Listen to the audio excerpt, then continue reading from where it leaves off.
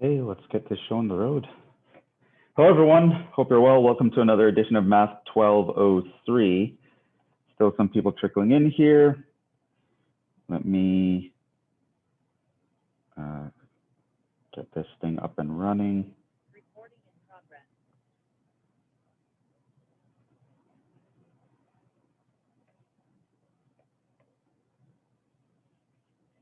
Okay, there we go.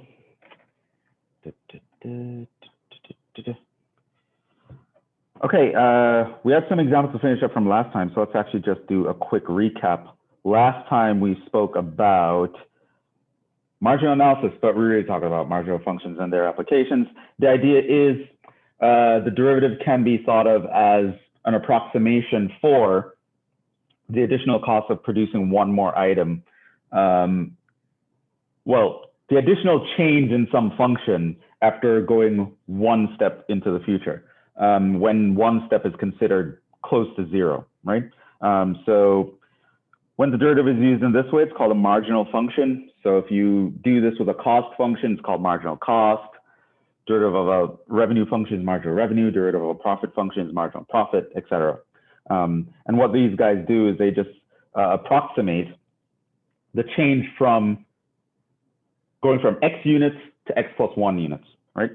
Then we looked at some economic functions that we want to know about. So there was the cost function, like I said, that's usually given. There's a revenue function. There are two ways to find that that you can construct. You can take the number of items times the price, or the number of items times the demand function, which we'll talk about later, or it can be given. Profit is revenue minus cost. Demand and supply, these are the functions that describe, respectively, the price at which consumers are willing to consume and suppliers are willing to supply. The demand function is always going to be decreasing by assumption. The supply function is always increasing. Where they meet is the sweet spot called market equilibrium, where we have neither scarcity or surplus. And I'm still trickling in here. And yeah. So we saw that the marginal function, i.e. the derivative in an economic context, approximates that difference. And this difference might just be difficult to calculate in practice, although for the functions that I'll be giving you, it won't be, but in principle, it can be. And so, yeah, with that being said, we have two examples that we want to get through. The first example is just a relatively easy one, just to get our feet wet. The second example is probably closer to the level of difficulty of a quiz, maybe even a test.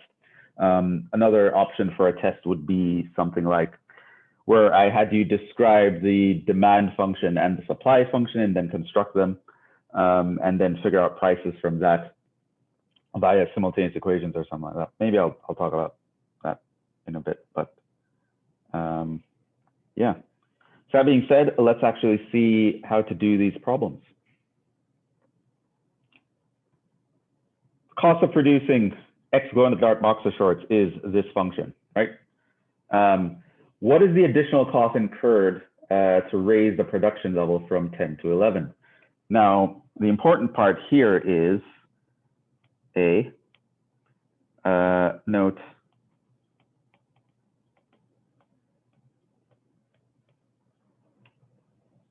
we were not asked to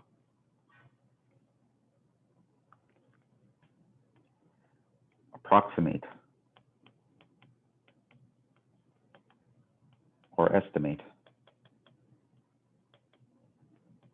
So we just compute the actual difference.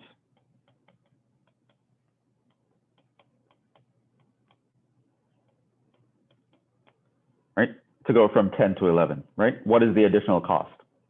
We never said approximate the additional cost or use the marginal function to guess what the additional cost is. Just what is the additional cost? So we want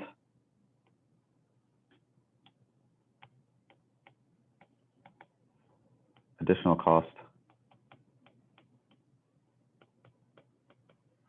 equals C of 11 minus C of 10.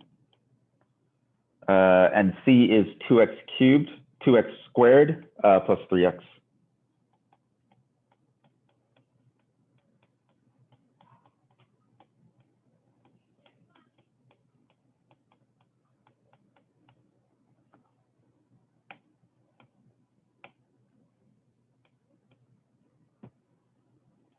Okay, so that's going to be that.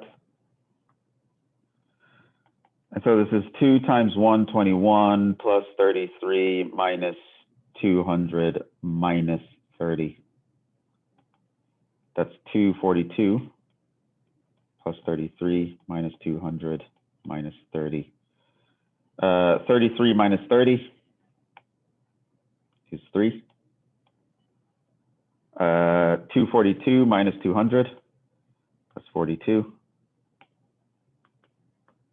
So that's 45.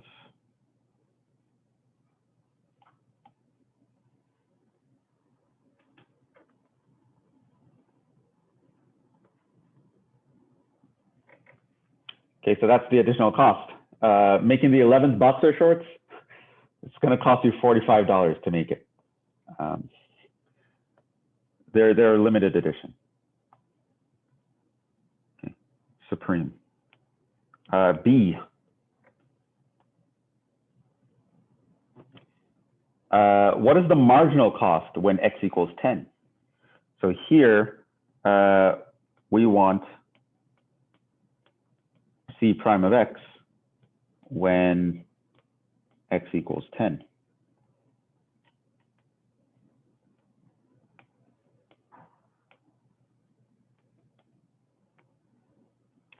So we know that C of x is equal to 2x squared plus 3x. Therefore, our C prime of x equals 4x plus 3. Therefore, C prime of 10 is going to be 4 times 10 plus 3 equals 43. So that would be our guess as to what the additional cost is. The actual additional cost is 45, right? So pretty close. And this isn't even a very super nicely behaved function. It's a quadratic, so it's not like it moves quickly to some destination or anything like that. Yeah, so we could actually guess what the additional cost would be with the derivative as opposed to calculating the difference. And like I said, calculating the difference might be difficult in some scenarios. And in this case, I already did the calculations. It's about, you're about off by 4%, right? Which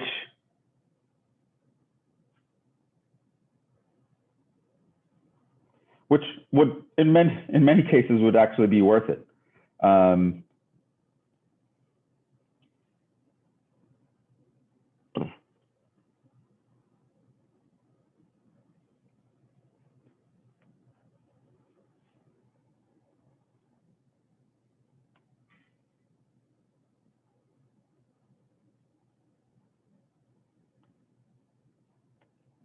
don't actually know how to do this.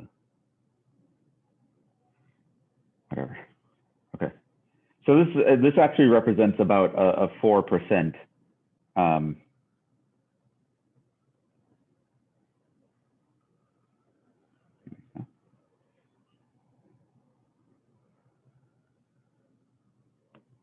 A 4% difference. I'll make that bigger later. Which is, like I said, not bad.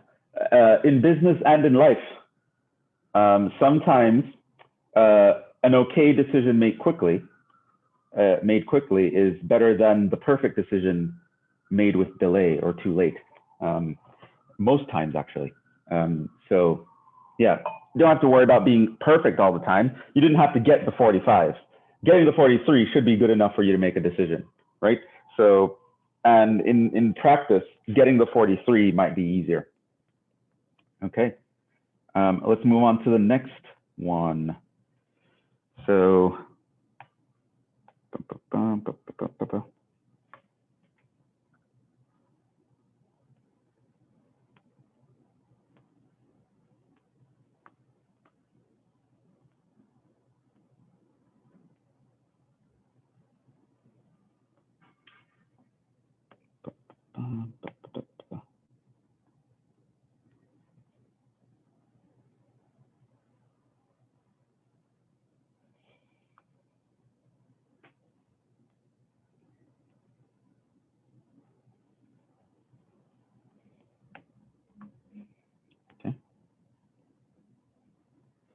All right, suppose the demand function for a product is this, 25 over at X. Find the marginal revenue function.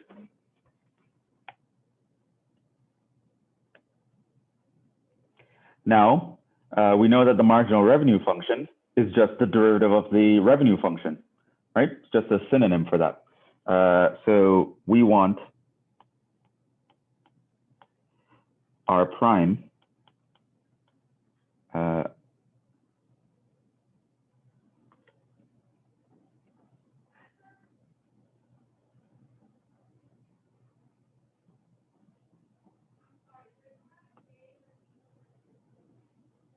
these out of order? Because we need the cost to figure out the revenue. I don't know if something got pasted incorrectly.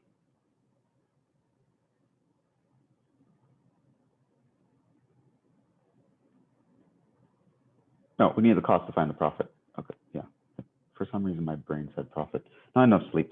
Okay, we want this. We learned last time that one way to find the revenue was X times the demand function. So if we're given the demand function,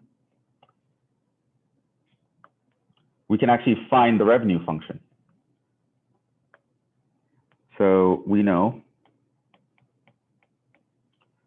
revenue is equal to X times P. So the number of items you sell times the price is going to be X times 25 over rad X, which is 25 rad X. This means that our marginal revenue is going to be a derivative of that, 25 over 2 rad X.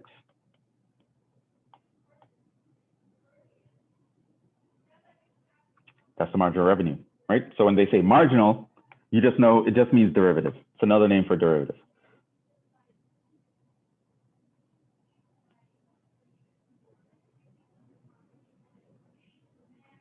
So that would be the marginal revenue function. Now, what is the marginal revenue when X equals 100? You're simply just going to plug in X equals 100 into that problem. So here we want R prime of 100. So R prime of 100 equals, I'm just going to plug in 100 there, 25 over 2 rad 100. That's going to be 25 over 20. That's going to be 5 over 4. Or if you want to kind of think of it in dollars and cents, you could say it's $1.25. So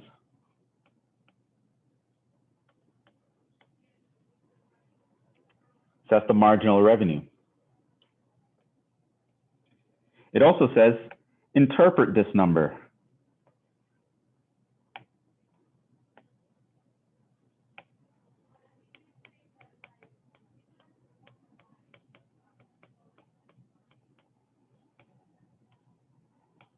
What is the interpretation here?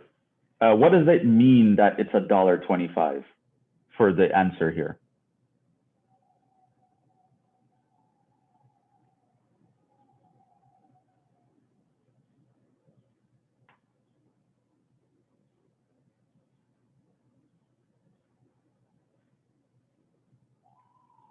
Based on what we know about marginal functions, what they help us approximate, what does it mean that the marginal revenue is $1.25?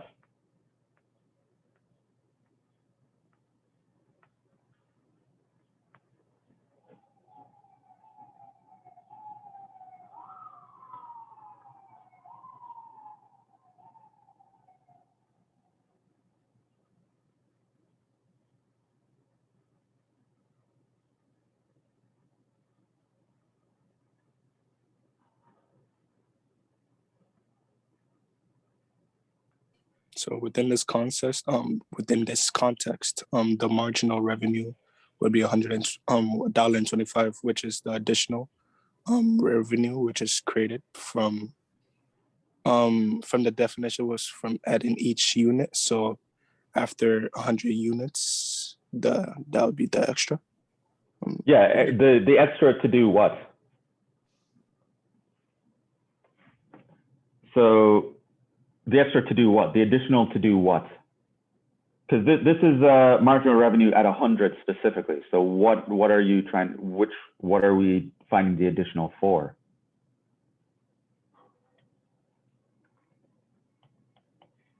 So basically, it says if we were to produce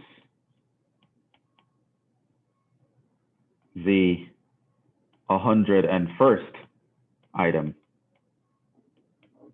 one more,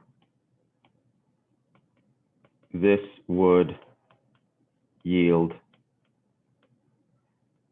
$1.25 in additional revenue.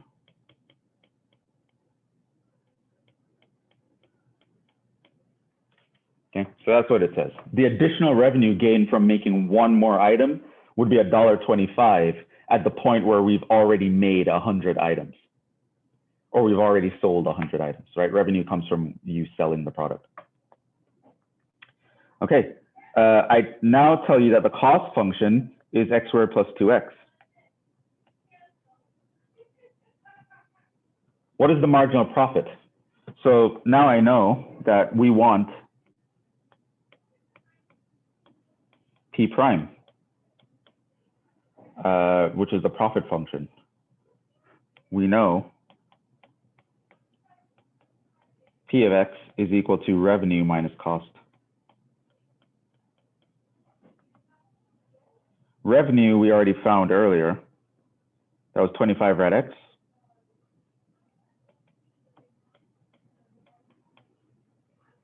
Cost is going to be that x squared plus 2x.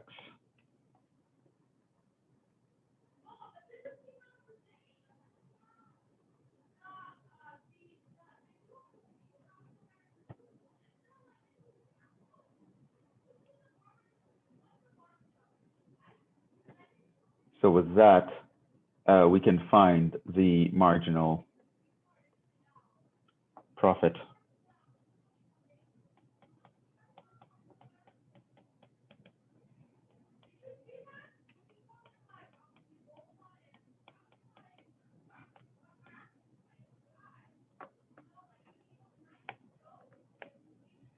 Moving right along, what is the marginal profit when our x equals 100?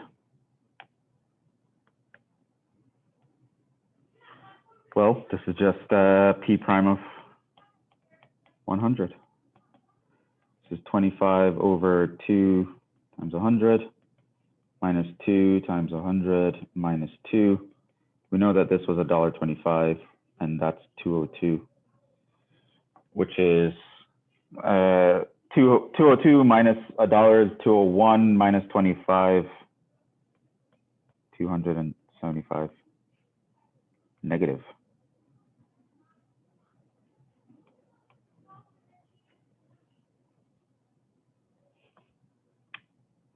Interpret this number.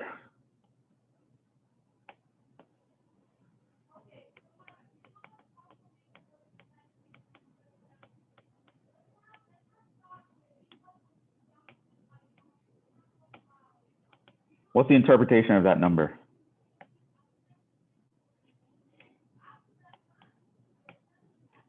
If we were to produce the 101st item, one more, this would yield, what would be the result if we were produced one more? Like by producing the 101st item, what would happen?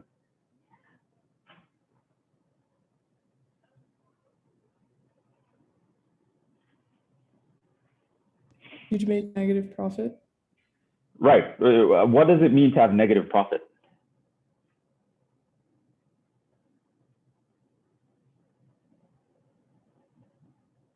What does it mean to have negative profit? You're losing money, I guess. You're losing money. Would yield a loss of $200.75 in profit.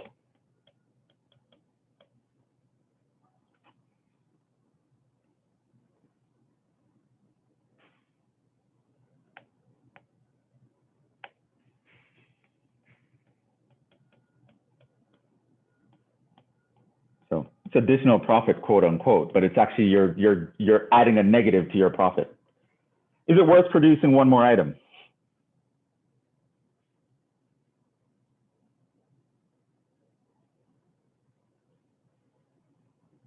Yes, no, maybe so. Simply no. No, right, definitely not. No, you are losing $200. In fact, when you're at the point where your revenue that you're bringing was like $1 and you stand to lose $200, you probably should have stopped producing a while ago, right? Like you are way far gone, right? Someone was asleep at the wheel here. No, we'd lose money.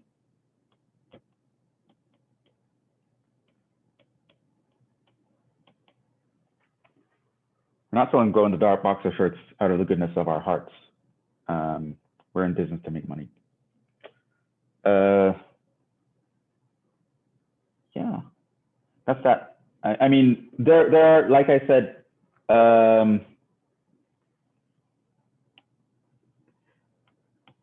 other possible problem types. Something like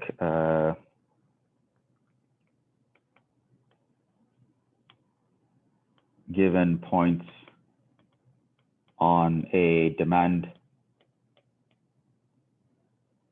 and supply function respectively, construct them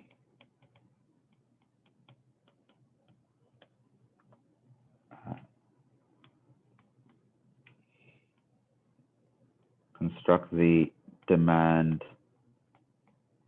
supply functions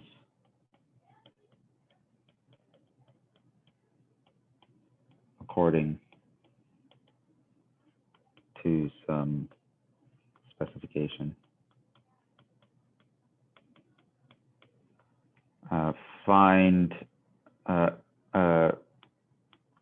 Perform marginal analysis.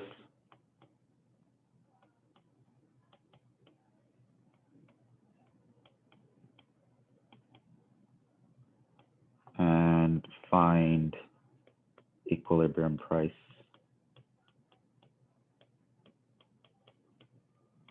Etc. Right? So that's like an example, right? So I could say something like, oh, when the price is this, this many people buy, this many products are sold. When the price is that many products are sold. Construct the demand function assuming it's linear. So basically, I just gave you 2 points on a straight line. You figure out the equation of the straight line. That's your demand function. Then I could say afterwards, find the marginal revenue. At which point you would just know that whatever that equation of that line is, the expression for the line, you multiply by X. That's your revenue. Then you can differentiate it. That gives you the marginal revenue, right? So you'd have to know how to which functions apply to what I'm asking about, right? So once you have the demand function, you multiply by an X, you get the revenue function. So you knowing that would help you to find that. I could also ask you for, if I could give you a similar description to find the supply function and ask you for the equilibrium price and ask you about things like the marginal cost after at the equilibrium price, things of that sort. So yeah. Right. But other than that, they're not going to get much harder than that. Let's see here.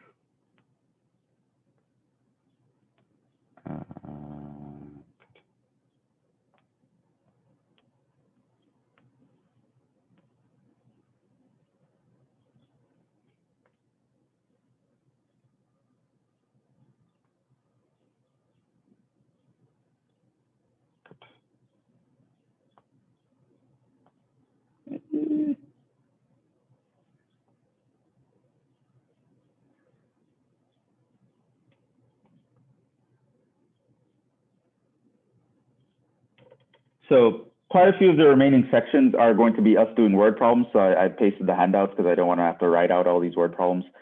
We're not going to get to related rates today, for sure. Yes, I did expect that, and hence pasted it in the other thing. So I think I can delete all of these guys.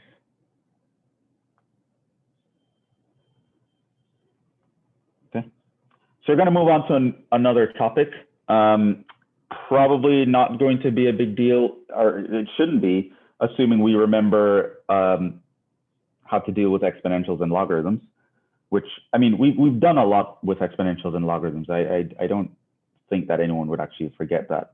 So let's actually move on.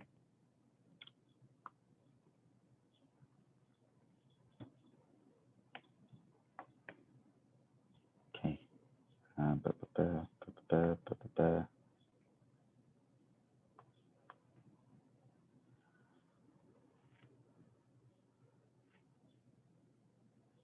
I forgot what section this is. It's not important, but sometimes I want to write it.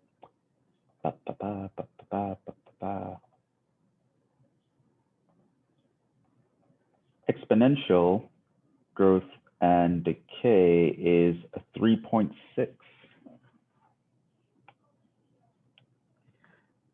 So this is section 3.6, exponential growth and decay.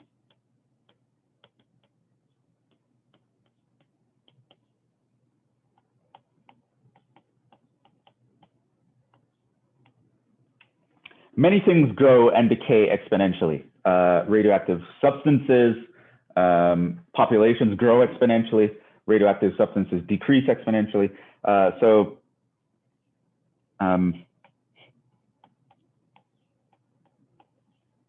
Many phenomena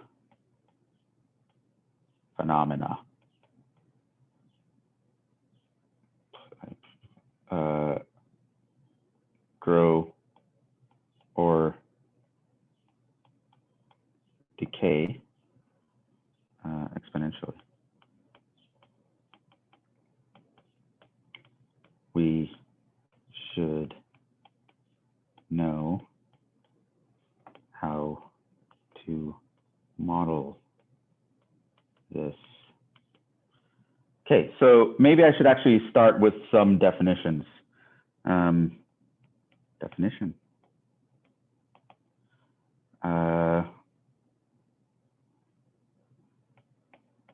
Let P of t be the size of some quantity at time t. We say P of t grows, decays linearly if it increases or decreases respectively by a fixed absolute amount per unit time t. And we can write it as, well, like the equation of a straight line. So it's going to be something like a plus bt. And a is going to be the initial amount, and b is what we increase, decrease by per unit time t. So anything that goes by a fixed absolute amount, we say it grows linearly. So I can say, all right, so P of T is measuring some quantity. It increases by 5 units every second, or it increases by 5 units every month. Always 5 units, right? So every month I add 5. What is it next month? Add 5. What is it next month? Add 5. I'm always adding 5, right? This gives you something that's called linear growth, which is also important for some applications, but it's not the one we particularly care about now. But I do want to draw that contrast definition. We say P of T grows, decays exponentially.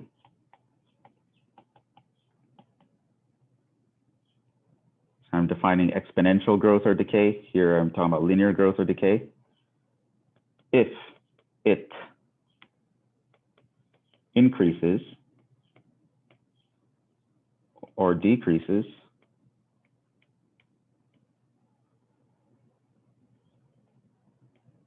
respectively by a fixed relative amount. Relative usually meaning something like a percentage amount.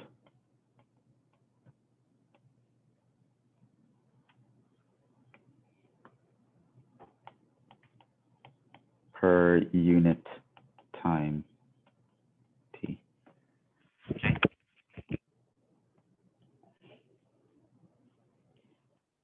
So what does that mean?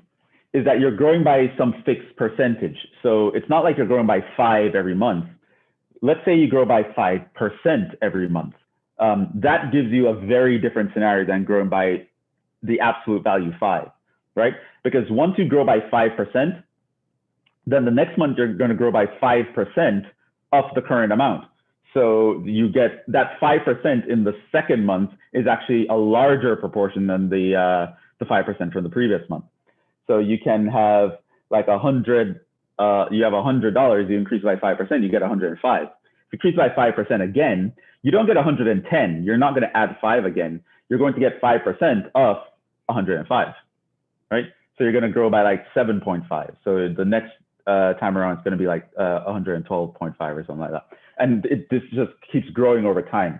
The amount you're increasing by keeps increasing, or the amount you're decreasing by keeps decreasing, right? This kind of leads to an exponential curve, right? You're not just increasing steadily or decreasing steadily, you're increasing by more and more and more, or you're decreasing by less and less and less.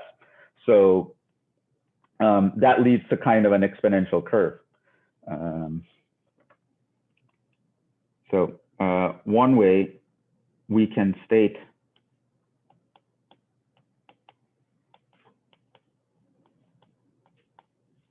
the above idea using derivatives in the following way.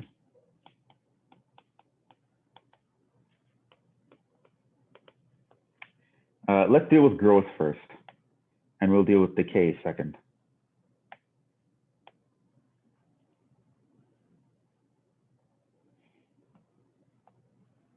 Exponential growth.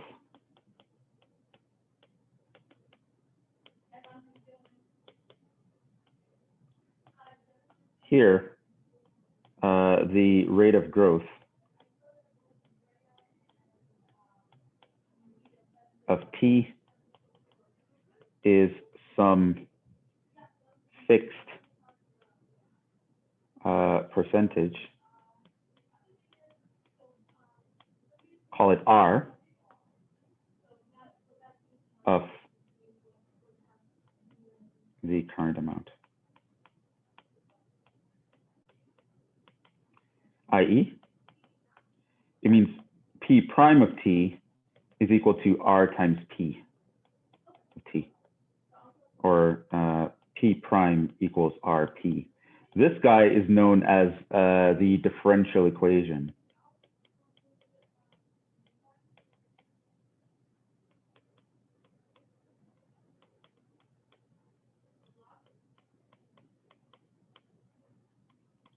Describing an exponentially growing quantity Attached to that, you can be told what is the size in the beginning. Sometimes it can say P of 0 equals P naught. Here's where you're told the size in the beginning. This part here, this is called the initial condition.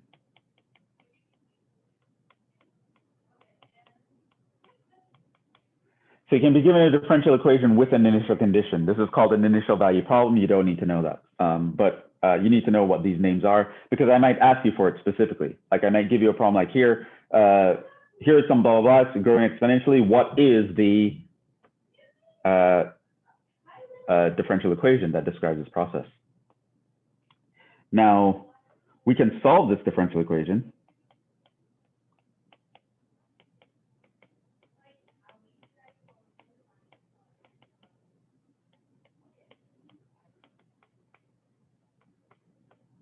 We'll learn how to.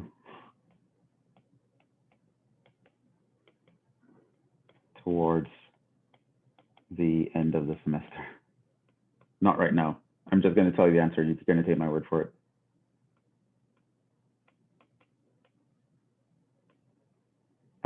To get that, this is how P would be described.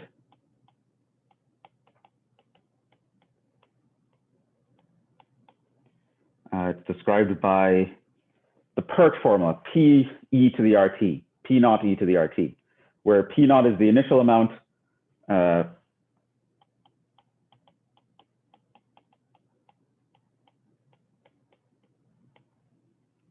course, your P itself is the current amount at time t.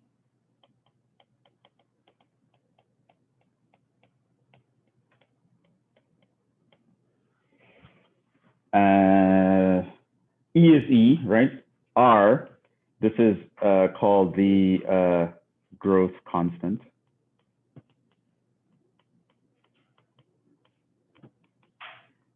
Describes the percentage growth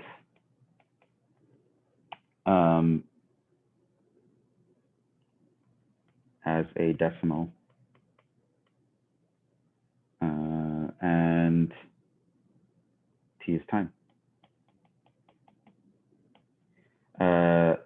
P prime, by the way, this is called the rate of growth.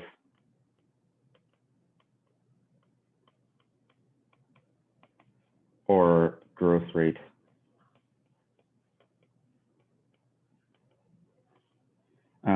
So there is some room for confusion here, so you have to really be careful. They're named very similarly. Sometimes this is called the relative growth rate.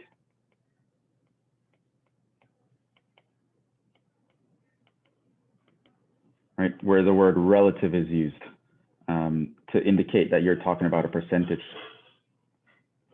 as opposed to the growth rate of the overall function. So yeah, rate of growth and relative growth rate, they're different, right? Rate of growth is the P prime. Relative growth rate would be the R.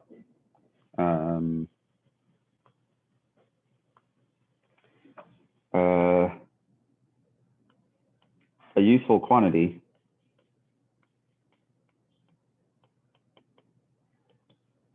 to know is the doubling time of an exponentially growing quantity.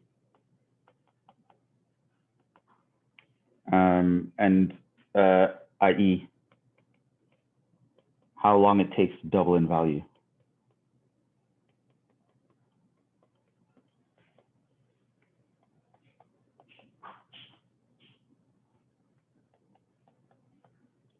Okay, so it turns out we can compute this. So here, let T sub D equals the doubling time. So if you have P of T equals P naught e to the RT, what would happen is if you plug in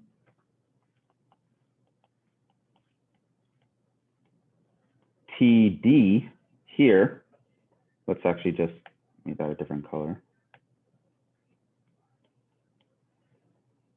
Then what you would get is double what you started with, 2 times P naught.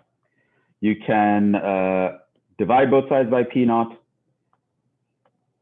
You would get 2 is equal to E to the RTD. Of course, you'd ln both sides.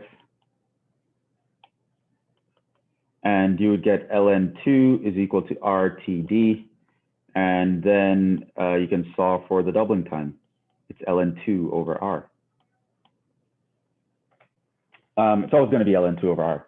And the similar equation would work for any other kind of multiple. So what's the time to triple? ln3 over R. What's the time to quadruple? ln4 over R, et cetera. How long before we have 10 times what we had? ln10 over R, right? So that is very nice. This is the doubling time equation.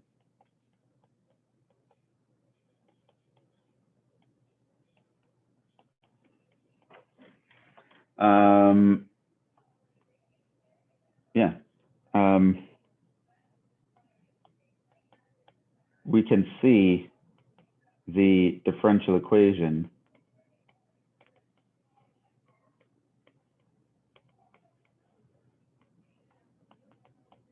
matches our equation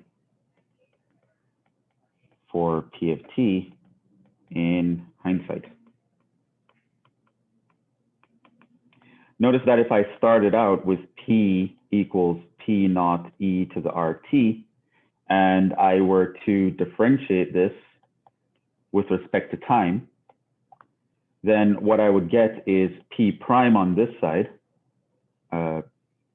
specifically dP dt. And on this side, I would get P naught, which is a constant. Derivative of E to anything is a derivative of thing times the original function, so that's R E to the RT. In other words, that would be R times P naught E to the RT. But what is P naught E to the RT? That's the original P. So this part here is the original P. So you get P prime is equal to RP, right? So you can work backwards and know that this is the right thing. But there's a way to go from the bottom line to the top line. We just don't know the machinery to do it yet. Now, for exponential growth and decay, exponential decay is similar.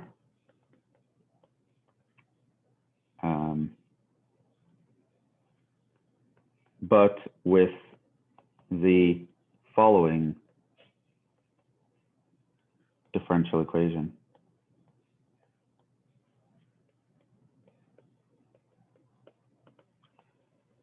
You would have P prime equals minus RP. The minus shows you're decreasing. Your derivative is negative, means they're decreasing, right? So if you want to go from growth to decay, it just means you put in a minus sign. And this leads to, well, P equals P naught E to the minus RT for exponential decay.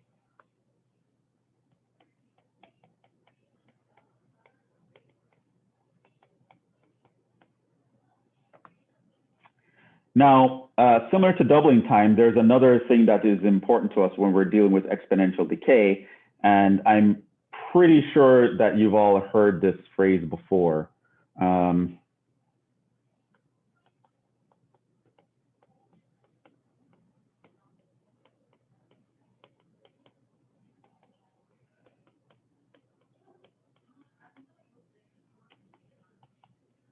Something called a half-life.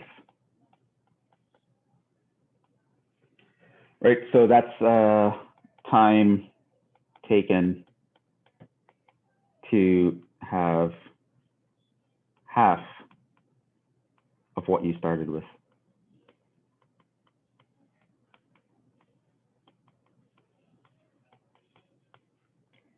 So if T sub H equals half-life,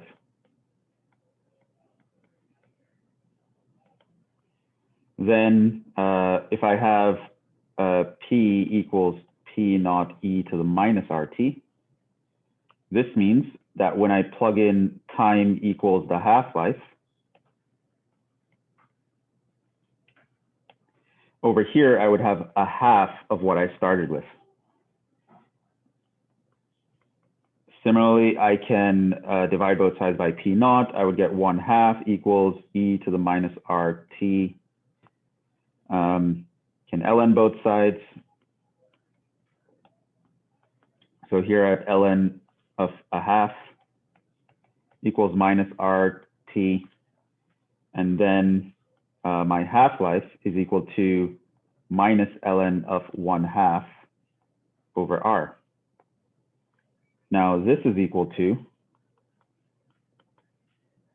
if we look at this guy here, you can see that ln of 1/2, this you can think of as ln of 1 minus ln of 2, which is 0 minus ln of 2, so that's minus ln 2. Or you can have ln of 1/2, well, that's ln of 2 to the minus 1 power, which is minus ln of 2 by the log rules. Either way, you get minus ln of 2. And so when you plug that in, it just looks like ln 2 over R once more, right? So it looks like the half-life equation, the doubling time equation are exactly the same. Because the negative R actually allows you to flip the sign. This is the half-life equation.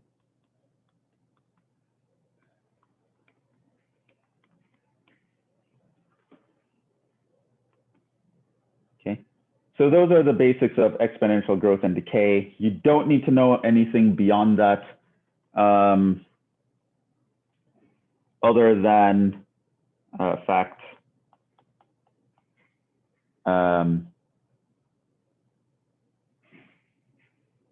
Quantities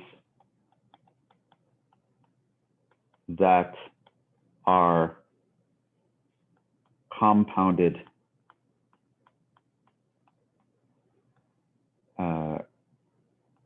continuously exhibit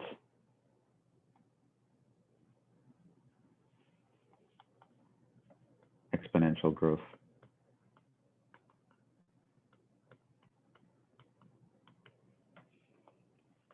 And with that being said, where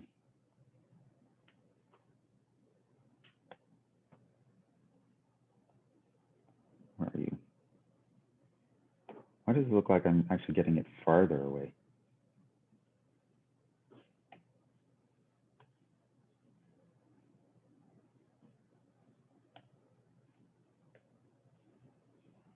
With that being said, now this handout should make a lot more sense to you. You'll realize that I have a bunch of formulas that talk about exponential growth right here. And then there's a bunch of formulas that deal with decay right here. So you have all these equations, 4 equations going with each. They're going to be important for different reasons based on what I'm asking you. And then I told you what all the pieces mean right here. And I just mentioned something about continuous compounding. Right, when you're compounding something an infinite number of times per year. Okay. So this is like your fact sheet here for exponential growth and decay. And next time what we're going to do is we're going to go through these problems here. You guys can try them on your own, and we'll go through them quickly next time. But you'll see me asking for various things here, like in problem 1. What is the relative growth rate? Find a formula for P. What is the size of the population of this? When will it reach that? In problem 2, actually, what is the differential equation satisfied by P, and so on. So basically, once you know these formulas, which you don't really even have to know calculus to do this. Like we didn't, sure, we have something involving a derivative, but you don't even need to use calculus at any point. It's a matter of using the equations to answer the question. You have all the equations here. You will never have to derive them. I just expect you to know them and know when to use them.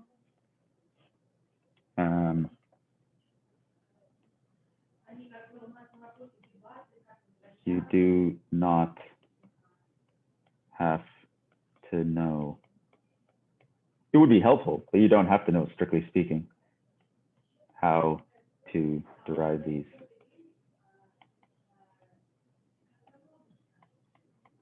Just know how, when to use them.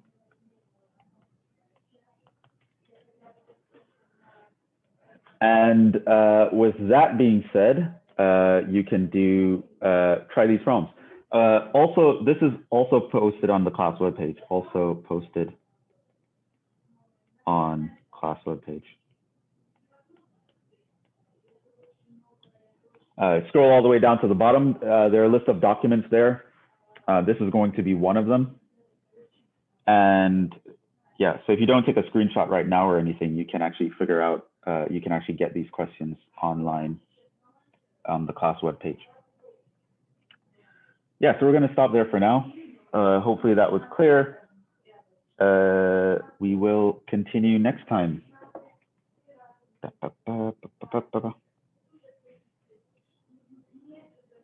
So this topic shouldn't be bad, really. It should be one of those throwaway topics on the exam. So just make sure you just put the practice in just to get used to the phrase and the terminologies. That's really the only thing that's going to mess you up here. The next topic is a little bit more tricky, right? That's called related rates. But even then, I'm going to give you some steps for you to go through to kind of guide you how you want to do things.